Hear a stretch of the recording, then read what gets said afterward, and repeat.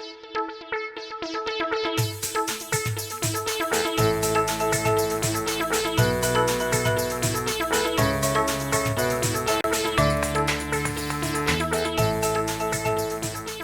guys, well in this video we're going to be setting up our spindle in Mach 3 and also going over some changes that I made during the installation. Right here I am reconfiguring the way the motor's set up. I want to route these spindle wiring into the cable tray. So all I'm doing here is just loosening up the motor and getting it up so I can get it turned to the right side here. It's not as difficult as it was before originally because there was some gunk in there that I had already removed inside the gearbox, so it's a lot easier now to get this on and off, and plus I've done it several times now, so makes for easy work. So I'm bolting it back down now. And I'm going to take the cover off here so I can access the wires. Unfortunately, I'm going to have to disconnect all these wires, pull them out, and turn the box 180 degrees so that the wire comes out of the bottom of the box, and then it'll fit nicely up into the cable tray here.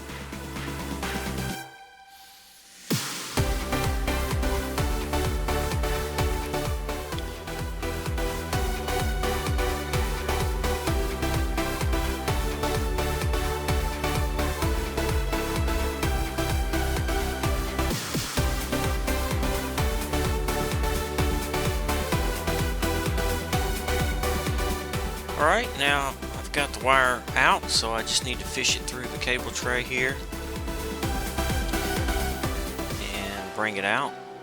Originally I was going to come out the bottom here, but I realized that I could go back up a couple of spots here and just run it through the side of the cable tray, and it ended up a little bit better right there, I think. So I went ahead and went that route. Just turning the box 180 here, and let me get that screwed back in, and then we can start making our connections. If you've already wired this up once like I did and you need to undo it, just take a picture so you know which spot the black, red, and white wire go, and then you don't have to worry about getting those messed up. And if you do, remember this is a 3-phase motor, so all you have to do is just swap any 2 leads and it will reverse the motor direction. So I've got the ground hooked up here, and then the black goes on the bottom for me. I'm just going to try to fish the white and the red down behind it. The white goes on in the middle and the red goes on up top.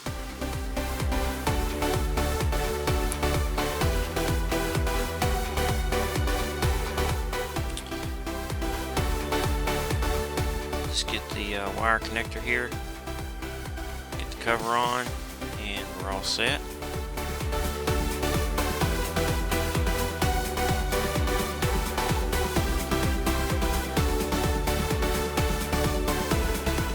That finishes up the install. It looks pretty nice, I think, overall. It moves freely, and overall it looks pretty good.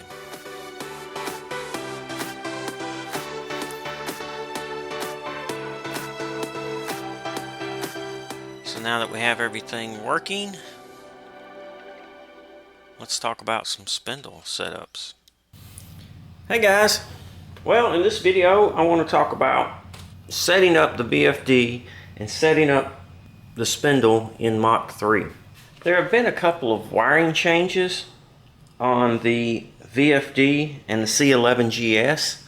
Originally the power for the 0 to 10 volt signal coming from the C11-gs originated from the tri-power power supply. That is incorrect. That 0 to 10 volt power needs to come from the VFD from terminal T3 and the ground needs to be from terminal T1 on the VFD. So those two wires, terminal T1, T3, from the VFD to the breakout board, the C11-gs, and then the 0 to 10 volt signal coming out of the C11-gs needs to go back to the VFD on terminal T2. So those are the wiring changes. Now, because we're only putting out 10 volts from the VFD, when it goes through the C11-gs, the maximum output voltage I was able to get was 8.8 volts instead of 10 volts for full speed. It doesn't seem to affect the performance of the VFD. It'll still get up to speed, and the reason being is we can set the hertz on the VFD up to 200 hertz. Default is 60 hertz for USA, and so if we set it to 62 hertz, then I'm able to get the full speed output at 8.8 volts. So now let's go through some of the settings on the VFD, and these are the parameters that need to be changed. The very first parameter I want to talk about is parameter 29. So to get into the parameters for the VFD, you push the M button in the center, and that will bring you up to the parameters. On the left hand side you will see the parameter number, and on the right hand side you will see the setting for that parameter. Arrow up to parameter 10 and make sure parameter 10 says L3. Now, in order to change that, hit M again and you will move over to the right hand side, and you can arrow up and down to change that parameter L3. L3 allows you to get to level 3 parameters, which is basically all of them. After you set it to L3, push M again, and then arrow up till you get to parameter 29 and set that one to USA, and then that will reset the drive to the default parameters for USA. If you're in Europe and you want to set it to those, you can set it to Europe. So that's the first parameter that we need to change. 10 gives you access to all the parameters, and 29 changes it to default for USA. Now, once you have that set, we can go back to parameter 1. Parameter 1 is the minimum speed, and if you look on the front of the drive, there are the 10 parameters that you have to change in order to get the drive to move, and so they're printed on the front cover. And we will change parameter 1, which is minimum setting, to 0.0, that's in hertz. Parameter 2 is the maximum hertz, and our motor is rated at 60 hertz, so you can change it to 60 if you want to start there. I have mine set at 62 hertz, and that gives me top speed at the moment for the motor, because I am still connected to my gearbox. The next parameter is the acceleration. I have that set for 1.5. Parameter 4 is deceleration. I have it set for 1 second, 1.0. Parameter 5 is how we're going to be controlling the drive, and I have mine set for AI.AV. Parameter 6 is the motor rated amps. Look on your motor nameplate to get that information for 60 hertz. I believe mine is 2.3 amps. Parameter 7 is motor rated RPMs. This is the max RPMs for the motor. This motor is 3425. Parameter 8 is motor rated voltage. This is a 230 volt motor, so set that. Parameter 9 is motor rated cosine or power factor, and it's going to be between 1 and 10.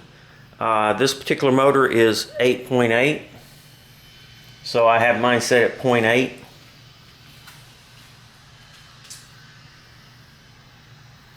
And then, of course, 10 is the parameter access. And this, I have mine set on L2 because we're not going to be changing any parameters above 40. And L2 gives you access to parameters 1 through 60, I believe. And then L3 gives you the rest of them, something like that. So you can set it to L2. Level 2 is 11 through 70. We won't be changing anything above that, so you can set that to L2 if you'd like. The next parameter we're going to change is parameter 12. Now parameter 12 is for your braking, but don't get this confused with the dynamic braking because this is software driven braking. If you have a auxiliary braking system and it's software driven, then that's what this is used for. So 12 is going to be disabled. The next parameter we want to change is parameter 16. And we want to set this to volt. And this is how we're controlling the 0 to 10 volt signal. So that's what 16 is for. This is the analog input mode. The next parameter we want to change is parameter 30. And this is our ramp mode. And we want to set it to 3. And this is fast ramp with high voltage. That's what 3 is. Our next parameter is 31. And 31 is our stop mode. And we've got ours set to 1, which is ramp to stop. And it's going to ramp down and stop in 1 second. That's what we have it set for with parameter 4, our deceleration. So that's basically all the parameters that we need to change. Again, parameter 29 sets everything back to factory defaults. So always remember that. You can always go back to factory defaults and start over and do it again if you feel like you've got something out of place or incorrect. And that's setting, basically that's all we have to do to set up our VFD. Now we need to move over to Mach3 and set up all our settings in Mach3. Okay, in Mach3 we need to make some parameter changes. So we need to go to Config and we need to start off with ports and pins. And the first tab we want to look at is motor outputs. And I have my spindle enabled. And I'm using step pin 14 and direction pin 16. And this is on step port and direction port 1. Make sure you set those to 1. I think default is 0, so that will make it not work. The next tab under ports and pins is spindle setup. The left hand box under relay control, we want to disable that. In the center under motor control, we want to check use spindle motor output, and we want to check PWM control. This is pulse width modulation.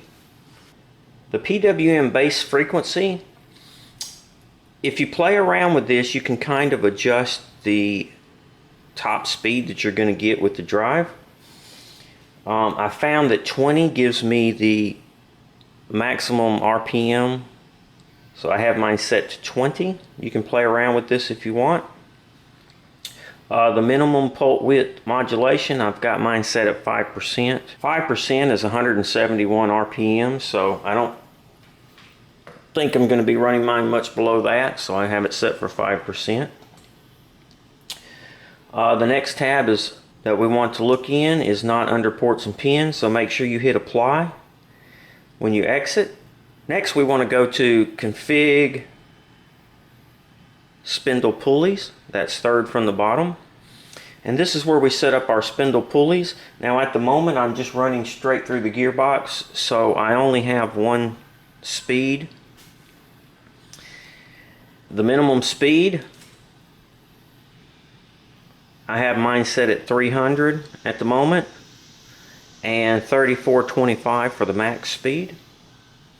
Once I get the belt drive set up, I'll have two different pulleys, a low and a a high-speed pulley. But for now, we'll just have the one.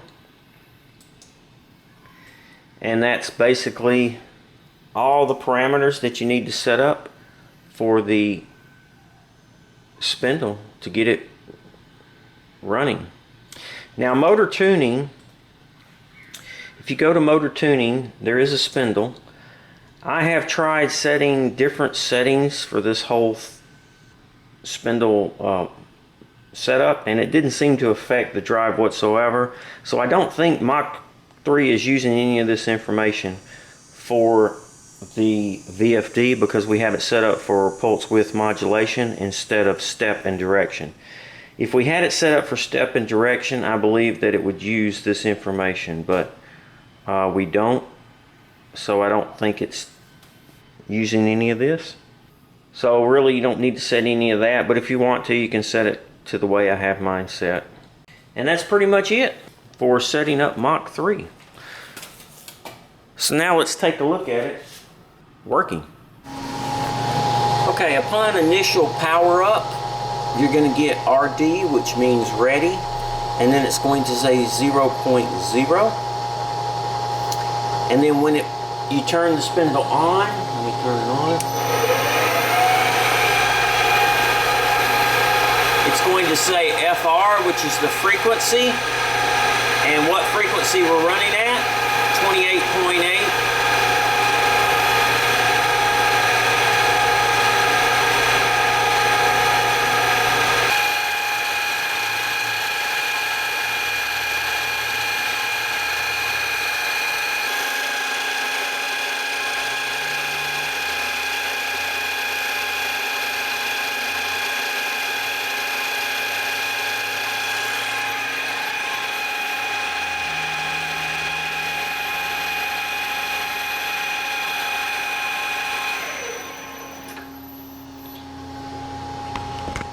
Now you can see I have it set in Mach3 for 1800 RPMs, and we were running about 1768.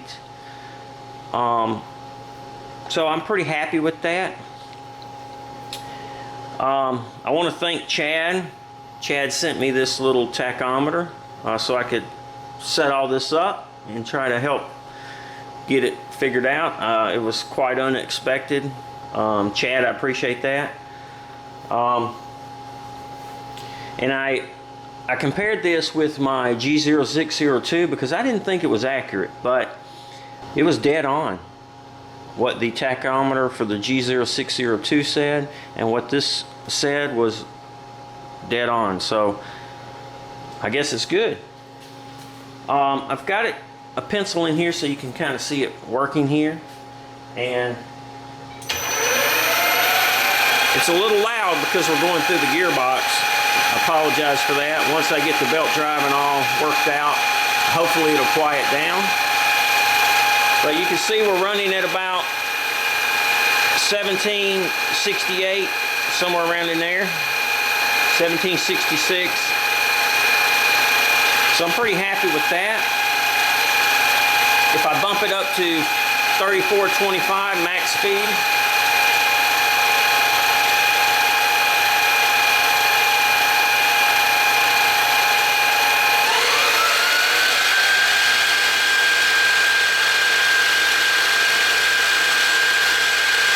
I get about 3420.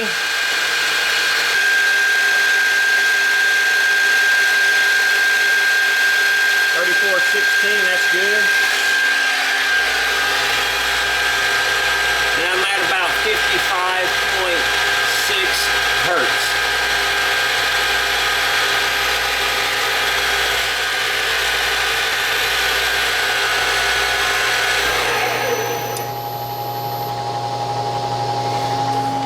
That was dynamic braking kicking in there, and it shuts it down in about 1 second. I'll do it again.